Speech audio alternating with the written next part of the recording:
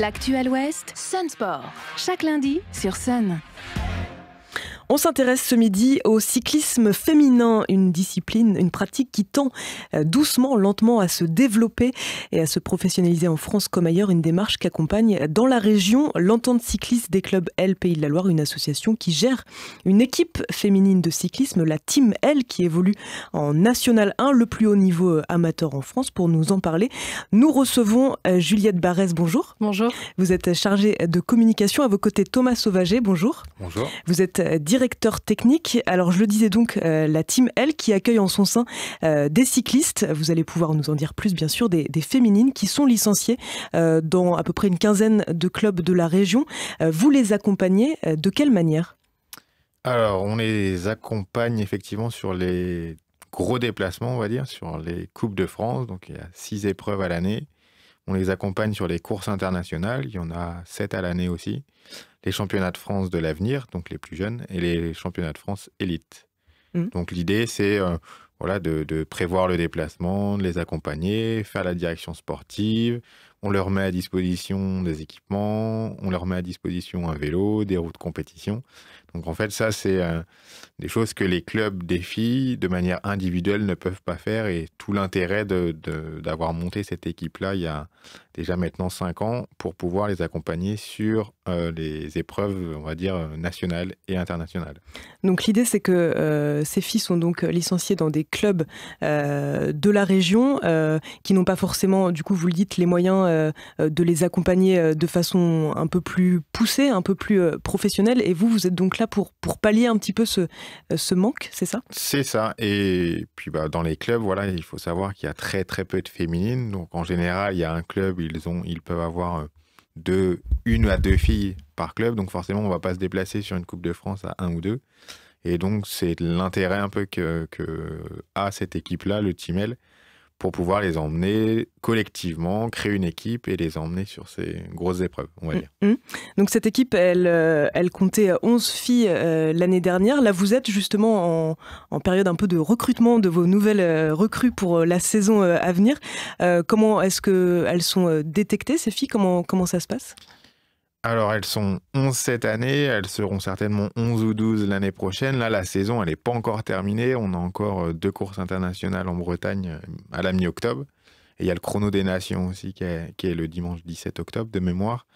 Et ensuite, là, on a lancé notre dossier de candidature où toutes les filles de France et même étrangères peuvent candidater. Ensuite, on se réunit à 4 ou 5 là, pour échanger, voir qui on prend pas. Sachant qu'on a quand même une ossature de l'équipe de cette année qui devrait rester. Et donc, on va être sur, à mon avis, des recrues à hauteur de 3-4 nouvelles filles dans l'effectif, pour être à 12 cette année, je pense. Alors, vous mentionniez le fait qu'il n'y a pas énormément de féminines dans les clubs des Pays de la Loire. Est-ce que vous vous sentez, depuis les 5 années que vous travaillez justement avec ces clubs, peut-être un engouement un peu plus important pour le cyclisme chez les jeunes filles ? Comment est-ce que vous notez ce développement ? Alors, on a plusieurs structures, plusieurs clubs dans la région qui commencent à faire des choses pour les féminines. Je pense au club de Saint-Sébastien, à La Roche-sur-Yon, et il y en a d'autres.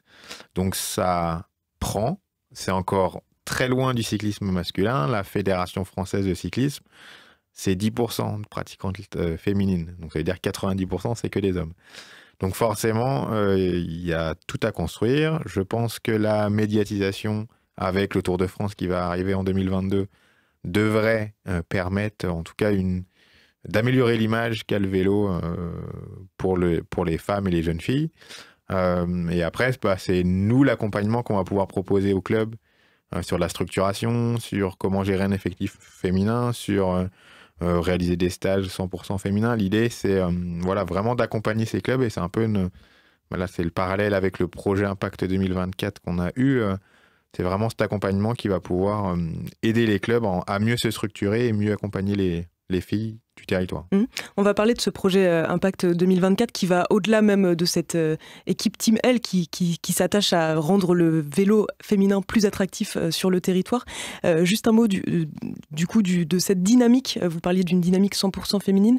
Qu'est-ce que ça apporte d'avoir une structure qui est entièrement tournée vers le cyclisme féminin et qui n'est pas mixte pour le coup? Alors nous, effectivement, on n'est pas mixte. L'intérêt, il est vraiment de pouvoir accompagner les athlètes sur ces épreuves, d'accompagner la progression des athlètes pour qu'ensuite elles puissent passer professionnelles. Hein. Nous, notre ambition, c'est ça.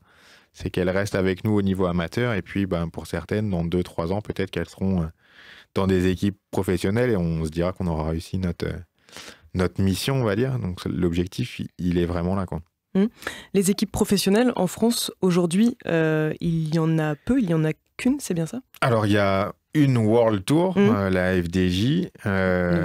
Voilà, c'est ça.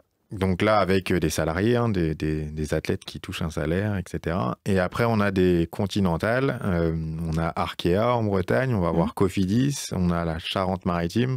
Enfin, il y a quelques équipes comme ça continentales qui évoluent en UCI, donc au niveau international. Donc, ça fait environ 4 équipes sur le territoire français avec des athlètes qui ont ce qu'on appelle le statut professionnel, qui n'en vivent pas pleinement, mais qui ont le statut professionnel. Un dernier mot sur cette team. Vous parliez des compétitions pour lesquelles vous les accompagnez. Se développer, progresser, on imagine bien que ça passe par de la confrontation pour ces jeunes filles. Est-ce qu'aujourd'hui, les compétitions, elles sont assez nombreuses? Est-ce qu'elles sont assez développées pour permettre ce développement? Alors, si on compare à il y a 5 voire 10 ans, effectivement, ça n'a rien à voir. Il y avait très très peu de compétitions féminines. Là, il y en a de plus en plus, à la fois sur le niveau régional, où on a un calendrier d'épreuves régionales qui s'étoffe. On a un calendrier interrégional avec les régions voisines, qu'on appelle la route de l'Ouest féminine, où là aussi, il y a des épreuves vraiment 100% féminines qui se développent. Sur la Coupe de France, on reste à nos 6 épreuves pour les féminines. On devrait avoir une nouvelle Coupe de France avec les épreuves UCI d'un jour l'année prochaine. Donc voilà, le calendrier s'étoffe, l'arrivée du Tour de France, des épreuves comme le Tour de Bretagne. Il y a quand même un meilleur calendrier qu'il y a quelques années et ça participe à l'engouement et à la médiatisation du cyclisme féminin. Donc oui, c'est une bonne chose. C'est pas encore suffisant, mais c'est nettement mieux qu'il y a quelques années. Ça, c'est sûr. Alors, on parlait peut-être justement du projet Impact 2024. Vous allez peut-être pouvoir nous en dire un mot, Juliette. Ce projet, l'intérêt, c'est donc de développer le cyclisme là largement au féminin sur le territoire. C'est bien ça? Oui, tout à fait. En fait, on essaie de mener des actions plus concrètes qui vont permettre de développer la pratique du cyclisme, de la faire connaître déjà un petit peu plus. Et de toucher un public féminin qui n'est pas forcément familier avec soit le sport, soit la pratique en général. Donc là, on a cette année lancé un événement qu'on a appelé du vélo pour elles, où en fait on se déplace, donc en collaboration avec des clubs de la région. On se déplace et voilà, l'objectif c'est de promouvoir la pratique, de présenter un petit peu nos actions plus largement. On a aussi un projet qui est mené autour des violences dans le sport, qui nous permet aussi de parler de cet aspect-là qui est quand même assez tabou encore aujourd'hui. Donc c'est toutes ces actions en fait qui nous permettent de promouvoir la pratique et de démocratiser aussi le sport, le cyclisme certes, mais le sport féminin en règle générale.